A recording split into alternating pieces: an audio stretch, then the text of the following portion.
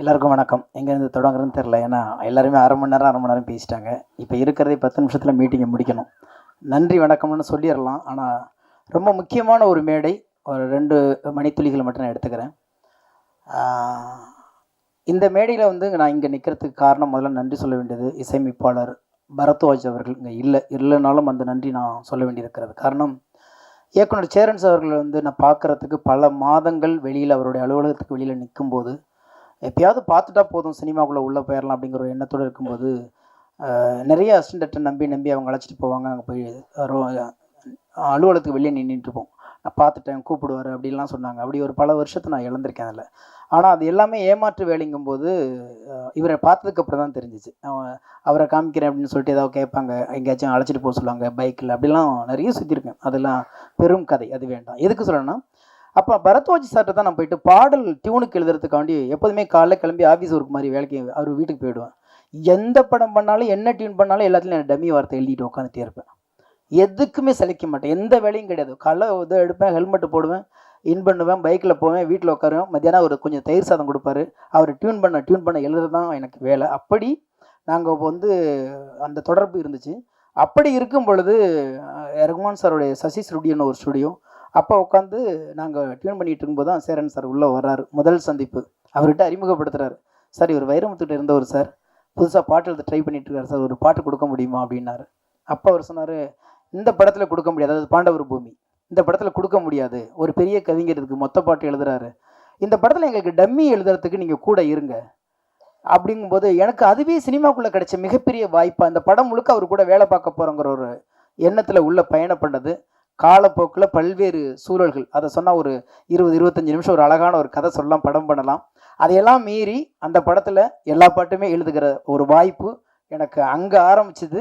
இயக்குனர் சேரன் கூட அந்த தொடர்பு, அதோடைய தொடர்ச்சி தான் ஆட்டோகிராஃபில் வந்து இயக்குனருக்கு உதவிய இயக்குனர்கள் பேசுனது மாதிரி நானும் ஒரு செயல்படாத உதவிய இயக்குனராக உள்ளுக்குள்ளே இருந்தேன். ஏன்னு கேட்டிங்கன்னா, கட்டுக்கட்டாக எழுதிக்கிட்டு உட்காந்துருப்பேன். மத்தியானம் அசிஸ்டண்ட் கூட சேர்ந்து சாப்பிடுவேன், அவங்க கூட வந்து வெளியில் போனால் அங்கேயே இருப்பேன். அப்படி எழுதி தான் வந்து இதில் வந்து ஒன்று வந்து பாவேஜ் எழுதியிருப்பார், ஒன்று அண்ணன் எழுதியிருப்பாங்க. அதை மீறி எல்லாத்துலேயுமே அதில் இருப்போம். ஆனால் யார் பாட்டு எழுதினாலும் எங்கே போனாலும் திருத்தம்னா அவர் டேபிளுக்கு முன்னாடி நான் உட்காரணும், 2 பேரும் எதாவது பேசிக்கிட்டே இருப்போம். அப்படி பயணப்பட்ட இந்த படம் 21 வருடங்கள் கழித்து மறுபடியும் இங்கே கொண்டாந்து நிலை நிறுத்திருக்கு. இதே ஆர்வத்தோடு, இதே படைப்பு உயிர்ப்போடு இருக்குன்னா, அன்னைக்கு அவரவர் வாழ்க்கையில் அமைச்ச அந்த பாதை இன்னைக்கு ஏறத்தாழ ஒரு 3000 பாடல்களை கடக்கிற அந்த சூழலை ஏற்படுத்தி கொடுத்த ஒரு அற்புதமான ஒரு மேடை. அதுக்கு பக்கத்தில் உட்காந்துருக்காரு பாருங்க. இவர் என்னை 3 படத்தோட விட்டுட்டாரு. ஆனால் அவர் முதல் படத்துலேருந்து இந்த நிமிஷம் வரைக்கும் என்னை கைப்பிடிச்சு அழைச்சிட்டு போகிற அமீர் சாரோடைய எல்லா படத்துலையும், எல்லா படைப்புகளையும் நான் இருந்து இருக்கும்போது பார்த்தீங்கன்னா, ஒரு காலகட்டத்துக்கு அப்புறம் என் ஊர் தஞ்சாவூருங்கிறத மறந்துட்டே மதுரைக்காரன் ஆக்கிட்டாங்க. ஏன்னா இவங்க 2 பேர்த்து கூட சேர்ந்த அந்த இவங்க 2 பேரும் என்னுடைய சினிமாவில் மிகப்பெரிய பலம். நான் இல்லைன்னா உண்மையிலே எப்பயும் நான் தொலைஞ்சு போயிருந்துருக்கலாம். எங்கள் ஊர் ஏற்ற இயக்குநர்கள் கூட நான் எழுதினது இல்லை. ஆனால் இவங்க 2 பேரும் என்னவோ தெரியல, 2 பக்கம் கைப்பிடிச்சு தூக்கிட்டு போய் இன்றைக்கி நான் பேசப்படுற பாடல்கள் ஒரு 10 பாட்டு எழுதிங்கன்னா அது அத்தனை பாட்டு அவங்க 2 பேர்த்து படத்துலையும் எழுதினதாக தான் இருக்கும். அப்பேற்பட்ட களத்தை அமைத்து கொடுத்துட்டு இன்றைக்கி வந்து இந்த களத்தை கொடுத்துருக்காங்க. ஆட்டோகிராஃபை பற்றி நிறைய இன்சிடென்ட் இருக்குது. இப்போ பார்த்தீங்கன்னா, தொடங்குறதே எங்கே தொடங்குறது இல்லைன்னு ஒன்று ஆரம்பித்தேன் பார்த்தீங்களா. அதில் ஒன்று மறக்க முடியாத நிகழ்ச்சி, தஞ்சாவூர் சாந்தி தேட்டரில் வந்து நாங்கள் 100வது விழாவுக்கு போகும் பொழுது இதே மாதிரி தமிழ் தாய் வாழ்த்து போடுங்கன்னு சொன்னாங்க. எல்லாரும் நிற்கிறோம், எல்லா நடிகர்களும் எல்லா டெக்னீஷியனும் போடுறவங்க பாதியிலேருந்து போட்டு விட்டாங்க. அப்போ நாங்கள் அதை கண்டினியூ பண்ணணும். அப்புறம் டேப் ரெக்கார்டு ஆஃப் ஆகிடுச்சு. அப்புறம் நாங்கள் பாட, ஒருத்தர் தப்பாக பாட, ஒருத்தர் சரி பண்ண, அப்புறம் சரி பண்ணணும்ல. அது இன்றைக்கி எனக்கு அந்த நினைவு வந்துச்சு. இங்கே போட்டவங்களும் 2 வரையும் விட்டுட்டு போட்டாங்க. அது எனக்கு அப்படியே ரீகால் ஓடி, தஞ்சாவூர் சாந்தி தேட்டரில் 100வது நாளில் நாங்கள் இருந்தது. பஸ்ஸில் ஒவ்வொரு ஊருக்கும் போய் கொண்டாடுற அந்த விதம் இருக்கு இல்லையா, சினிமாவை கொண்டாடிய காலம் அது. எப்படி கொண்டாடுது, ரசிகர்களோட நடித்த இயக்குனர்களும் டெக்னீஷியனை உட்காந்து கொண்டாடி ஒரு படம் வந்து உயிரோடு இன்னைக்கு வந்திருக்குன்னா, அதுக்குள்ளே பதிவு பண்ண அத்தனை வார்த்தைகளும் அவ்வளவு இயல்பான ஒரு காதல். ஒரு காதலை சரி பண்ண இன்னொரு காதலால் தான் முடியும் என்பதை ஆட்டோகிராஃப் சொல்லி கொண்டு இருக்கிறது. வாழ்த்துவோம், வரவேற்போம். நன்றி, வாழ்த்துக்கள். இருக்கும் அனைவருக்கும் சரி,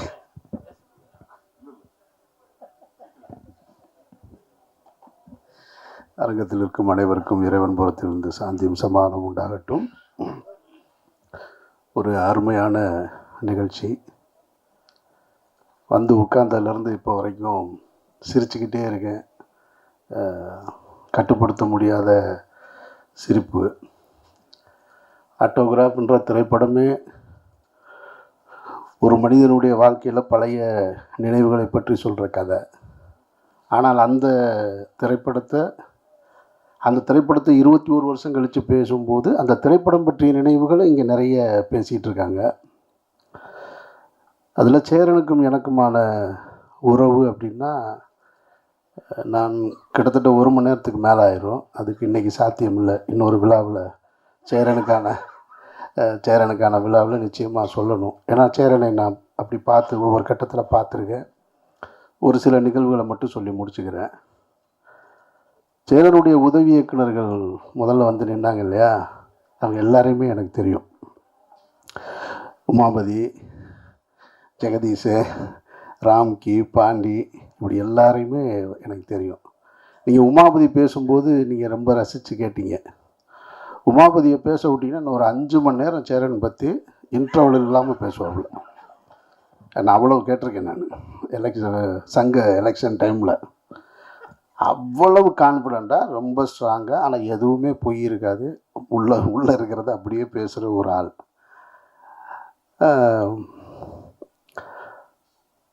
அவங்க எல்லாருமே வந்து சேரனை பற்றி நிறைய சொல்லும்போது, இவங்க நான் திரைக்கு வருவதற்கு முன்னால் அவர் இயக்குனராக, ஒரு ஜெயிச்ச இயக்குனராக இருக்கார். அதில் குறிப்பாக இந்த படம் ஆட்டோகிராஃப் அவர் எடுத்துகிட்டு இருக்கும்போது நான் ராம் ஷூட் பண்ணிக்கிட்டு இருக்கேன் கொடைக்கானலில். அப்போ இடையில் ஒரு முறை வரும்போது ஆட்டோகிராஃபுடைய ஃபங்க்ஷன் நடக்குது. தேவி தேட்டருன்னு நினைக்கிறேன். தேவி தேட்டரா? சத்யம் தேட்டரில் நடக்குது. அப்போது அந்த மேடையில் இசை வெளியீட்டு விழாவில் அன்றைக்கி இருந்த பத்திரிகையாளர்களுக்கு உங்களுக்கு தெரியும்னு நினைக்கிறேன். நான் ஆட்டோகிராஃபுன்னு சொல்லிட்டேன். நான் அவர் மேடையில் சேரன் பேசுனது இதுதான். ஆட்டோகிராஃபுன்னு சொல்லி கையெழுத்து போட்டேன். ஆனால் இந்த ஃபைனான்ஸ் சீட்டை எத்தனை கையெழுத்து போட்டேன்னு எனக்கு தெரியலை அப்படின்னு சொல்லி மேடையில் கண் கலங்குறாரு சேரன். அப்போது சேரன் எனக்கு முன்னாடி எனக்கு தெரியும், ஆனால் பழக்கம் இல்லை, நெருக்கமாக இல்லை. அப்போ சேரன் வெளியில் வந்த உடனே நான் நின்றுட்டுருக்கேன். சேரன்கிட்ட கேட்குறேன், நானே கடை வாங்கி படம் எடுத்துகிட்ருக்கேன். நான் 50,000 25,000 30,000 வாங்கி படம் எடுத்துக்கிட்டு இருந்த டைம். அந்த டைமில் சேரன்கிட்ட வந்து கேட்குறேன், நான் வேணால் ஒரு 1,00,000 ரெடி பண்ணி தரட்டுமா உங்களுக்கு அப்படின்னு. இல்லை அதெல்லாம் பார்த்துக்கலாம் அப்படின்ட்டார். ஸ்நேகன் தான் எனக்கு அறிமுகப்படுத்தி வச்சது. அப்போ ஸ்நேகன்ட்ட சொன்னோடனே இல்லை அதெல்லாம் பார்த்துக்கலாம் பண்ணிக்கலான்னார். அதுக்கப்புறம் சேரனை நான் பார்த்தது ஆட்டோகிராஃபுடைய வெற்றிக்கு பின்னாடி அலுவலகத்தில் அதை சந்தித்தேன். அதுக்கு பின்னாடி அந்த இயக்குனர்கள், உதவி இயக்குனர்கள் ஜெகதீஷ் உட்பட எல்லாருமே எங்கிட்ட நெருக்கமாயிட்டாங்க. இப்போ ஆரி தொடங்கி ஜெகதீஷ், உமாபதி, ராம்கி, பாண்டியராஜன் தன்னுடைய மெரினாவை பண்ணும்போது முதல்ல வந்து அந்த வணக்கம் வாழ வைக்கும் சென்னைன்னு ஒரு பாட்டு ஒன்று, ப்ரொமோ பாட்டு ஷூட் பண்ணுறதுக்கு என்கிட்ட வந்து என் வீட்டில் வந்து, ஆனால் நீங்கள் வந்து அது 2 ஷாட்டு நடித்து கொடுக்கணும் அப்படின்னாரு. அப்புறம் வீட்டுக்கு பக்கத்தில் வந்து ஒரு ஆட்டோவை எடுத்துகிட்டு அதை போய் எடுத்து அதை நடித்து கொடுத்துட்டு வந்தோம். இப்போ சேரனுக்கு என்னென்னா, அவருடைய உதவி இயக்குனர்கள் பூராமே என்னோட பழகிக்கிட்டே இருக்காங்க. அதில் கொஞ்சம் டென்ஷன் ஆவார் அவர். இந்த ஆரம்பிச்சிட்டாப்பில் பாருங்க உமாபதி. ஏன்னா அந்த கதை பூரா அவருக்கு தெரியும். ஸ்நேகனும் என்கிட்ட வந்துட்டாப்புல, ஆரியும் வந்துட்டாப்புல. அங்கே போனாலே என்ன பூரா அங்கே போயிட்டீங்க, என்ன அங்கே எல்லாருமே அங்கே இருக்கீங்க அப்படின்னு கேட்டுகிட்டே இருப்பார் சேரனு. அதில் பாதி உதவி இயக்குனர்கள் அவர் வெளியில் போனதுக்கு காரணம் வந்து, ஒவ்வொரு படத்தில் ஏதாவது ஒரு ஹீரோயினாக இருக்கும்.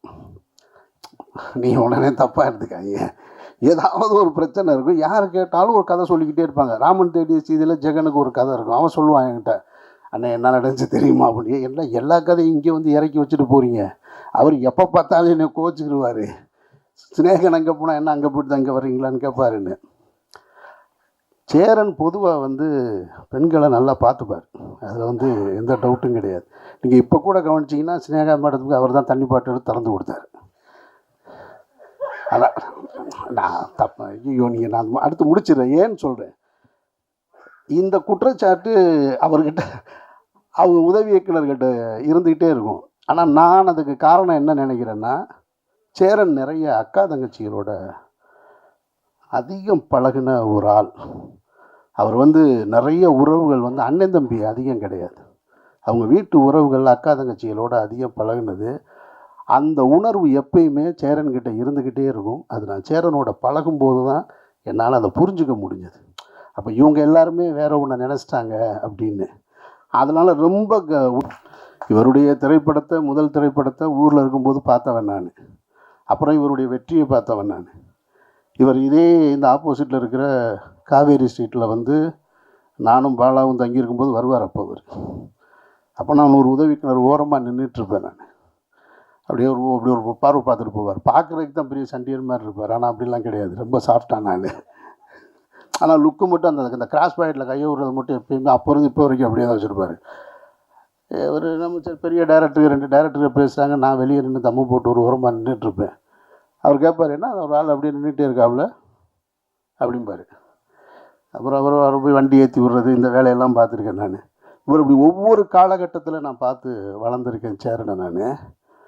அப்போ இவங்களோட சேர்த்து இன்றைக்கி நிப்பாட்டுற இடம் இருக்கு இல்லையா, அதுக்கு காரணம் வந்து நம்ம வேலை செஞ்ச இயக்குனர்கள் தான். அதனால் அங்கே என்ன குறை இருந்தாலும் அது ஒரு தகப்பன் தன்னுடைய பிள்ளையை தேர்த்துவதற்காக செய்கிற முயற்சியாக தான் நான் பார்க்குறேன். நான் அப்படித்தான் நானும் பார்க்குறேன். அப்படித்தான் அவருடைய உதவி இயக்குனர்களும் பார்த்துருப்பாங்கன்னு நினைக்கிறேன். நிச்சயமாக சொல்கிறேன், ஒரு 20 வருஷத்துக்கு முன்னாடி சரி, இப்போ இங்கேருந்து இப்போ இருக்கிற இயக்குனர்களையும் சரி, சாதித்த எல்லா இயக்குனர்களையும் சரி, இப்போ பாலாவாக இருக்கட்டும், சசிகுமார், நான், எனக்கு பின்னாடி வந்து இப்போ இன்றைக்கி இருக்கிற வெற்றிமாறன், மாரி செல்வராஜ், ராம், இவங்க எல்லாரையும் ஒரே தட்டில் வச்சா கூட சேரனுடைய சாதனைக்கு பக்கத்தில் கூட போக முடியாதுன்றது மறுக்க முடியாத உண்மை. இதில் மற்ற டைரக்டர்கள் தப்பாக எடுத்துக்க மாட்டாங்கன்ற நம்பிக்கையில் நான் அந்த உரிமையோடு சொல்கிறேன். படைப்புகளில் வீரியமாக இவரை விட அடுத்து வீரியமாக படம் பண்ணியிருக்கலாம். ஆனால் சேரன் தன்னுடைய அந்த கிளிப்பிங்ஸ் போட்டார் பாருங்க, இத்தனை விருதுகள், இத்தனை திரைப்படங்களில் நாயகன், இத்தனை படங்கள் தயாரித்தது, இவ்வளவுத்தையும் இந்த 30-35 வருஷத்துக்குள்ளே செஞ்சு முடிச்சிருக்கிறது சேரன்ற மாபெரும் கலைஞன். சேரனுக்கு எனக்கு நிறைய முரண்பாடு இருக்குது. சேரனுக்கு கருத்து முரண், நான் எது சொன்னாலும் அவர் கேட்க மாட்டார். இதுவரையும் கேட்டதே கிடையாது. ஆனாலும் நான் அவரை பற்றி கண்டுக்கவே மாட்டேன். நான் சொல்லிக்கிட்டே இருப்பேன், அவர் கேட்க மாட்டார். அப்புறம் கூப்பிடுவார், சரி வர்றேங்க அப்படின்னு கேட்குறது மாதிரி சொல்லுவார். அப்படியா, அது பண்ணிக்கலாம், நான் யோசிக்கிறேனே காலையிலம்பார். அவர் என்ன முதல்ல சொன்னாரோ அதுதான் செய்வார். நான் அதை பற்றி கவலைப்படுறதே இல்லை. நானும் அவரோடு உறவை அப்படியே தான் வச்சுருக்கேன். நான் அந்த கலைஞன் இன்னும் பல சாதனைகள் பெறணும் அப்படின்றது தான் என்னுடைய ஆசை. சேரன் வெற்றி அடைஞ்சால் நான் சினிமாவில் இன்னொரு இயக்குனருடைய வெற்றி அடையணும்னு, பணத்தாலையும் புகழாலையும் வெற்றி அடையணும்னு எப்பயுமே யோசிச்சுட்டு இருக்க ஒரே இயக்குனர் சேரன் மட்டும்தான். சேரன் எப்பயுமே ஜெயிக்கணும்னு நான் நினச்சிக்கிட்டே இருப்பேன். நான் அவர் எனக்கு என்ன செய்கிறாருன்றதெல்லாம் முக்கியம். அவர் வந்து எனக்கு இப்போ அவங்க அசிஸ்டன்ட் சொல்கிற மாதிரி சொல்லணும்னா கிண்டலுக்கு சொல்கிறாரு, அவர் எந்த நல்லதும் நமக்கு செய்ய மாட்டார் அப்படின்னு சொல்லலாம். அவர்கிட்ட ஒரு அன்பு இருக்குது, அது எல்லாத்தையும் மறந்துடுவார். எல்லாத்தையும் மறந்துட்டு எவ்வளோ பெரிய சண்டை போட்டோம், எவ்வளவு இது பண்ணோன்றதெல்லாம் மறந்துட்டு ஒன்றுமே நடக்காத போல் கூப்பிடுவார். எங்கே இருக்கீங்க, வாங்க போகலாம் அப்படின்னு கேட்பார். அதனால தான் உமாபதி சொன்னது, உண்மையிலே அன்பாக இருக்காரா இல்லையா, நம்ம அன்புன்னு நம்பிக்கிற வேண்டியதுதான் நம்ம அப்படின்னு. நான் ஒரு குழந்தை மாதிரி சேரன் நீங்கள் வந்து அவர் அண்ணன் சொன்னால் கோவம் வந்துடும் அவருக்கு. அதில் ரொம்ப முக்கியமானது. அதுக்காக நம்ம போனோடனே நம்மளை அண்ணன் பாரு, வாங்கண்ணே அப்படிம்பாரு. சரிண்ணே நல்லா என்ன ஒன்று என்னையை பார்த்து அண்ணன்றீங்க அப்படிம்பாரு. அவர் இன்னமும் இளமையாக தன்னை மனசுக்குள்ளே வச்சுக்கிடுவார். அதுக்கான வேலைகள் செஞ்சுட்டே இருப்பார் அவர். வேறு என்ன சொல்கிறதுங்க உங்களை பற்றி, இந்த படத்தை பற்றி என்ன சொல்கிறது. இப்படி ஒரு படம் யாரும் எடுக்க முடியாது. இந்த படம் தான் இப்படி, இந்த படம் மாதிரி யாரும் ஒருத்தர் எடுக்கவே முடியாது. இப்போது பருத்தி வீரன் மாதிரி ஒரு படம் அல்லது வேறு படங்கள் ஏன்னா இன்னொரு இயக்குனர் படத்தை நான் சொல்ல முடியுமான்னு தெரில, அதுபோல் ஒரு படங்களை வாழ்வியலை எடுத்துடலாம். இந்த படம் எப்போ பார்த்தாலும் ஒருத்தனுக்கு தன்னுடைய கடந்த காலத்தை நினைவுபடுத்திக்கிட்டே இருக்கும். அப்படி ஒரு படைப்பு அது. நான் மதுரை அபிராமி தேட்டரில் தான் இந்த படம் பார்த்தேன். ராம் ஷெட்யூல் முடிச்சுட்டு வந்து பார்த்தேன். நான் பார்த்துட்டு பிரமிச்சு போயிட்டேன். நான் இப்படி ஒரு படத்தை எப்படி எடுக்க முடியும். நீங்கள் உங்களுக்கு நினைவு இருக்குமான்னு தெரில, இந்த படம் தான் இன்னொரு வருஷனாக பிரேமம்னு வந்தது. மலையாளத்தில் வந்த பிரேமம் பார்த்தீங்கன்னாக்கும் அது ஆட்டோகிராஃப் தான். அது இப்பவும் நீங்கள் இந்த படத்தை இப்போ இருக்கிற ஜென்சிக்கு தகுந்த மாதிரி மாற்றி எடுத்தால் ஒரு சில்வர் ஜூப்ளி படமாக மாறும். அவ்வளவு கண்டென்ட் உள்ள ஒரு படம். அதனால் இந்த படம் சேரனுக்கு மீண்டும் ஒரு மாபெரும் வெற்றி பொருளாதார ரீதியாக கொடுக்கணும். இந்த தலைமுறைக்கு சேரன் என்ற இயக்குனர் ஒரு மகத்தான கலைஞன் தமிழ் சினிமாவில் வாழ்ந்துக்கிட்டு இருக்கான் அப்படின்றத இந்த படம் கொண்டு போய் சேர்க்கணும் அப்படின்ற அந்த பிரார்த்தனையோடு விடைபெறுகிறேன். நன்றி. காலைல நான் ஷூட்டிங் போகும்போது ஒரு ஆர்வத்தில் பார்க்குறேன், ஒரு 25 பேர் தான் நிற்கிறாங்க. எனக்கு பெரிய ஏமாற்றம். ஏன்னா இதுங்களுடைய பின்புலம் என்னென்னா, இவங்களோட சொத்துல ஏன் சொத்தை விற்றாலும் வாங்கியிருக்கிற கடனை கட்ட முடியாது. இது எப்படிடா தேரும். சரி போயிட்டு எனக்கு திருப்பி எனக்கு 2 மணிக்கெல்லாம் 3 மணிக்கெல்லாம் முடிஞ்சிருச்சு. சரி சாயங்காலம் வந்துட்டு தேட்டர் முன்னாடி உட்காந்து இன்றைக்கி பார்க்கலன்னா 5:30 மணிக்கு திடுதுப்புன்னு ஒரு கூட்டம் கூடிருச்சு. ஆச்சரியமாக இருக்குது, இந்த படத்துக்கு தானா, இது ஒரு தேட்டர் தானே இருக்குன்னு. செகண்ட் ஷோவுக்கு அடிதடி சண்டை. ஒரு படம் ஒரு ஷோவில் எப்படி எல்லாருக்கும் தெரிஞ்சது, அது எப்படி எல்லாரும் போய் லெட்டர் போட்டது மாதிரி வந்தாங்கன்னா அவ்வளோ பெரிய கனெக்ட் இருந்திருக்கு. ஒரு விஷயத்தை நம்மளுடைய பழைய நினைவுகளை பின்னோக்கி பார்க்குறதுல அதில் இருக்கிற ஒரு சுகத்தை இந்த படத்தில் அனுபவிச்சதுனால தான் அது அத்தனையுமா இருந்தது. இதில் ஒரு டெக்னீஷியனாக எனக்கு வந்து ரொம்ப சேலஞ்சிங்காக படமாக்குனது வந்து கோபிகாவோட எபிசோடு. ஆலப்புழாவில் வந்து குட்டநாடுன்னு தான் அந்த ஏரியா பேர் சொல்லுவாங்க. அது போக்குவரத்தை வந்து தண்ணியில் தான் இருக்கும். ரோடு நீர்வழி போக்குவரத்து, நிலவழி சாலையே கிடையாது. அது போட்டெல்லாம் பிரேக் அடித்தாலும் நிற்காது. ஆனால் அது முன்னாடி வந்து நின்று அந்த பசங்க ஏறி திருப்பி உள்ளே போய் அந்த எபிசோட் படமாக்குறது விஜய் மில்டனை தான் அந்த பொசிஷன் அந்த போர்ஷனோட கேமராமேனை ஒர்க் பண்ணியிருந்தார். எக்ஸ்ட்ராடியாக இந்த ஃபுல் டீமும் வந்து என்ன பாடுபட்டிருப்பாங்கன்னு அது படத்தில் வந்து நீங்கள் அந்த குட்டநாடுக்குள்ளே தேட்டரில் இருக்க மாட்டீங்க, போட்டில் உட்காந்துருப்பீங்க. அந்த வாழ்க்கையை நீங்கள் ரசிக்கலாம். இன்றைக்கி இருக்கிற இந்த ஜென்சி தலைமுறை இதை எப்படி பார்க்குதுங்கிறத தெரிஞ்சுக்கிறதுக்கு நானும் ஆர்வமாக இருக்கேன். ஏன்னா இப்போ 2000 பிறந்தவருக்கு 25 வயசு. இந்த 25 வயசில் அவருக்கு இந்த மாதிரியான ஒரு இன்டீட்டெயில்டு ஃப்ளாஷ்பேக் எமோஷன் இருக்குமா அப்படிங்கிறத தெரிஞ்சுக்கிறதுக்கு இந்த படம் ஒரு உதாரணமாக அமையும் நினைக்கிறேன். இந்த படத்தில் வேறு யாராவது பேர் சொல்லாமல் எங்க கூட வேலை செஞ்சவங்க, பெஞ்சமின், ரொம்ப நன்றி, வாழ்த்துக்கள் பெஞ்சமின். எங்கே பிளாக் பாண்டி ஆளை காணோம் தம்பி, எல்லாத்துக்கும் நன்றி. நிறைய பேர் உயிரோடு எல்லாம் நம்ம உயிரோடு இருக்கிறதே பெரிய சாதனையாக தெரியுது. பல பேர் பாதி பேர் வண்டியை டிக்கெட் வாங்கிட்டு கிளம்பிட்டாங்க. ஸோ எல்லாருக்கும் என்னுடைய மனமார்ந்த நன்றி. ரொம்ப நன்றி தம்பி, தேங்க்யூ. நிகழ்முருகன் சார் ரொம்ப நன்றி சார்.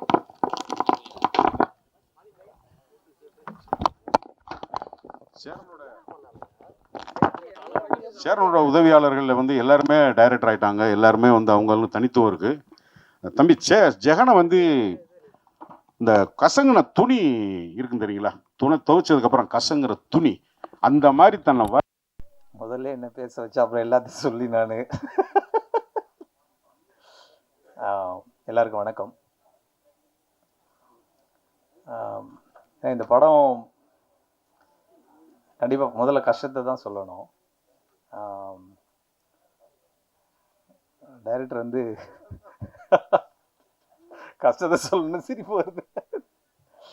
இல்லை, நான் புதிய கதை வேலை பார்த்துட்டு இருக்கும்போது சார் டைரக்டர் வருவார். ஒரு 10 நாள் அவரும் வேலை செஞ்சார் அசிஸ்டன்ட் டைரக்டராக எங்கள் ஜெகன் படத்தில். அப்போது சும்மா அப்படி பேசிகிட்டு இருக்கும்போது, தம்பி விஜய் சார் நல்லா இருக்குங்களோடா அப்படிம்பார். சீரியஸாக விஜய் சார்கிட்ட சொல்லி அவர் கதையை கேட்டு, ஓகே நான் பண்ணுறேண்ணா, செம்ம பண்ணிடலாம் அப்படின்னாரு. அப்புறம் டைரக்டர் மீட் பண்ணார். ஓகே நான் பண்ணுறேன்னுலாம் சொல்லிட்டாங்க. அதுக்கப்புறம் வழக்கம் போல் யாராவது ஒருத்தங்க வருவாங்கள்ல, அது வந்து அதோட அந்த படத்தில் புதிய கதை படத்தில் ஒரு முக்கியமான ஒரு நபர் வந்து கமர்ஷியலாக வந்துட்டுருக்கீங்க, அவர் சேரன் வந்து உங்களை வேறு மாதிரி ஆக்கி விட்டுருவார், அதனால் போகாதீங்கன்னு சொல்லி அதில் விஜய் சார் வந்து நடிக்க முடியாமல் போச்சு. அதுக்கப்புறமா படம் ரிலீஸ் ஆனதுக்கப்புறம் விஜய் சார் வந்து எனக்கு தெரிஞ்சு அவ்வளோலாம் வருத்தப்பட்டிருப்பாரான்னு எனக்கு தெரியல. ஸோ அந்த மாதிரி வருத்தப்பட்டு ரொம்ப ஃபீல் பண்ணி போச்சு, நான் விட்டுட்டேன், இப்படி ஒரு படத்தை நான் வந்து மிஸ் பண்ணிட்டேன் அப்படின்னு நிஜமாவே ரொம்ப வருத்தப்பட்டு பேசினார். அதுக்கப்புறம் என்ன சார் நீங்கள் அவர் படத்தில் நடிக்கணுமா அப்படின்னு, எங்கன்னா இதுக்கப்புறம் அவெல்லாம் கூப்பிட போகிறாரு அப்படின்னாரு. இது வந்து எக்ஸாக்டாக விஜய் சார் சொன்ன வார்த்தை இது. இதுக்கப்புறம் எங்கன்னா கூப்பிடுவார், அவர் தான் பெரிய ஹீரோ ஆகிட்டார், பெரிய படம் அப்படின்னாரு. அப்போது நான் டைரக்டர்கிட்ட கேட்குறேன், சார் விஜய் சார் வச்சு அடுத்து படம் பண்ணுறீங்களான்னு. நமக்குலாம் எங்கடா கொடுப்பாரு அப்படின்னாரு.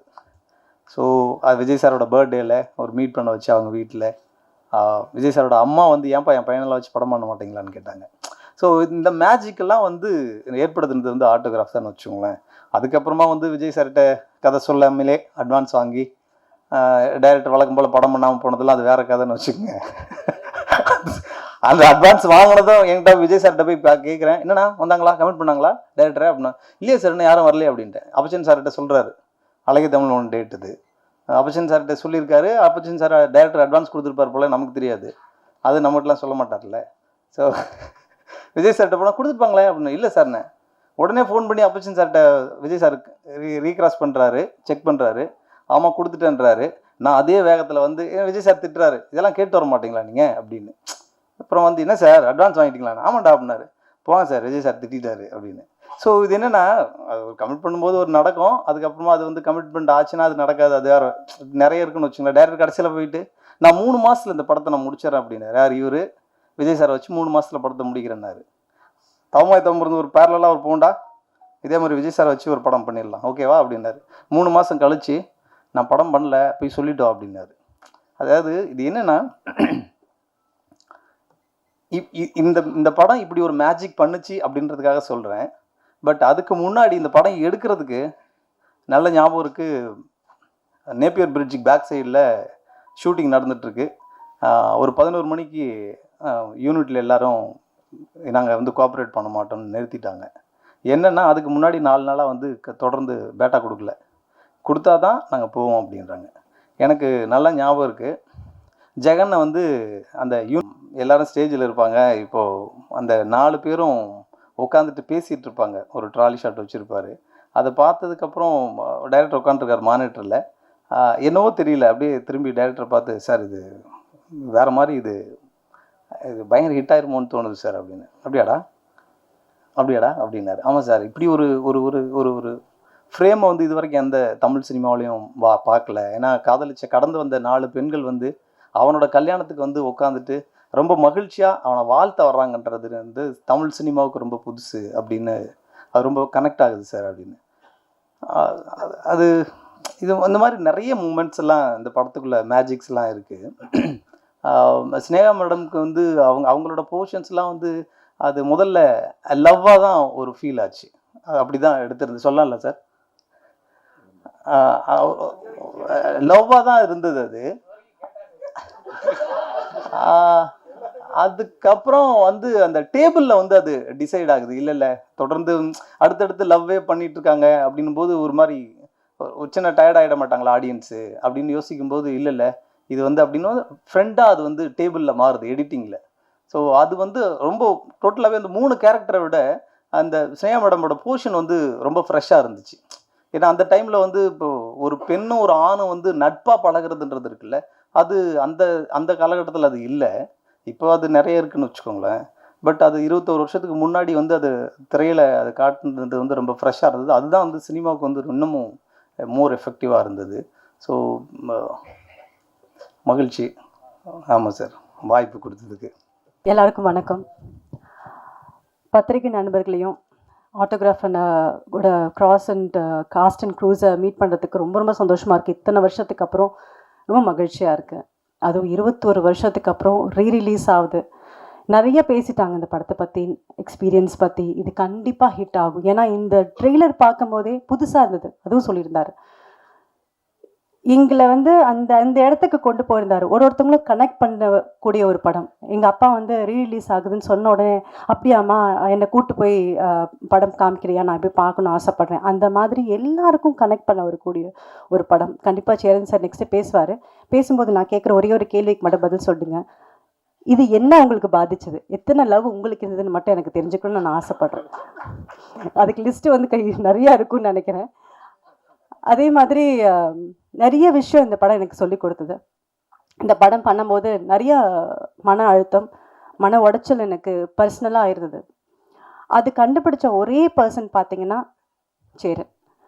ஆட்டோகிராஃப் சாங்ஸ் ஷூட் பண்ணிகிட்ருக்கோம். ஷூட் பண்ணிகிட்டு இருக்கும்போது ரொம்ப ரொம்ப மன கஷ்டத்தில் இருந்தேன். யாருக்குமே தெரியாது. நான் வெளியே ரொம்ப சிரிச்சிட்டு இருப்பேன், யாருக்குமே தெரியாது. நான் வந்து லைட் பண்ணிகிட்ருக்காங்க இந்த ஒவ்வொரு புக்லையும். அப்போது கார்னரில் உட்காந்துருந்தேன். உட்காந்தோடனே அப்போ அவருக்கு என்ன தோணுச்சுன்னு தெரில, பக்கத்தில் வந்து உட்காந்தாரு. என்ன பிரச்சனை உனக்கு அப்படின்னு கேட்டார். இல்லைப்பா ஒன்றும் இல்லைப்பா. இல்லை ஏதோ ஒரு பிரச்சனையில் இருக்கேன்னு எனக்கு தெரியும், எல்லாம் சரியாகும் ஓகே அப்படின்னு சொல்லி அன்னைக்கு ஃப்ரெண்ட்ஷிப்பாக ஆனது தான் இந்த ஃப்ரெண்ட்ஷிப் வந்து 21 வருஷமாக அவ்வளோ பெஸ்ட் ஃப்ரெண்டுன்னு சொல்ல முடியும். இந்த இண்டஸ்ட்ரியில் நான் வந்து மாறுத்துட்டி சொல்லிக்க முடியும். என்னோட dear best well-wisher and best friend யாருன்னு கேட்டால் நான் சேருன்னு சொல்ல முடியும். எல்லாரும் கேட்பாங்க, ஒரு ஆணும் பெண்ணும் வந்து ஃப்ரெண்ட்ஸாக இருக்க முடியுமா அப்படின்னு அப்போவே கேட்டாங்க என்கிட்ட. இந்த படம் பார்த்துட்டு ஒருத்தருக்கும் மீட் பண்ணும் போதெல்லாம் இருக்க முடியுமா அப்படின்னு கேட்டாங்க. நாங்கள் ப்ரூவ் பண்ணிகிட்ருக்கோம். என்னோட டியர் ஃப்ரெண்ட் சரிப்பா, நீங்கள் கண்டிப்பாக இந்த படம் உங்களுக்காக வெற்றி அடையணும்னு ஆசைப்படுறேன். ஏன்னா இந்த படத்துக்காக அவ்வளோ உழைச்சிருக்காரு, எல்லாருமே சொல்லியிருக்காங்க, அவ்வளோ கஷ்டப்பட்டிருக்காரு.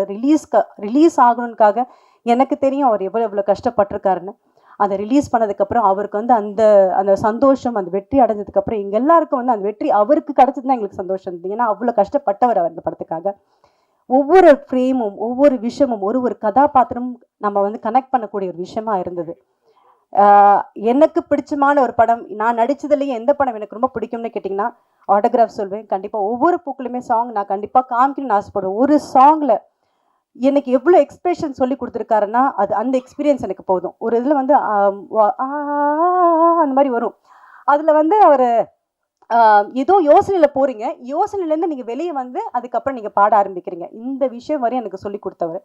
And I will always owe this to you செரப்பா. I really loved working with you. In fact இந்த செகண்ட் பார்ட் பண்ணணும்னு நினைக்கும் போதோ இல்லை பிரிவும் சந்திப்பும் பண்ணணும்னு நினைக்கும் போதோ நம்ம ஃப்ரெண்ட்ஸ் தானே, எப்படி ஹஸ்பண்ட் ஒய்ஃபும் நடிக்கிறது அப்படின்னு கேட்டார். அவருக்கு அந்த ஒரு டவுட் இருந்தது. பட் அதை மீறி ஒரு நல்ல படங்கள் நாங்கள் பண்ண முடிஞ்சது. அண்ட் கண்டிப்பாக இந்த ரீரிலீஸ் ஒரு பெரிய வெற்றி அடையும். எனக்கு எல்லாருமே வந்து இப்போ நிறைய லவ் வந்துருச்சு. ஜென்சி லவ் வந்து வித்தியாசமாக லவ் பண்ணுறாங்க. ஆனால் லவ்னா இதுதான் அப்படின்றத காமிச்சிருக்காரு. கண்டிப்பாக இது எல்லாருக்கும் பிடிக்கும் நம்பர் திருப்பியும். தேங்க்யூ.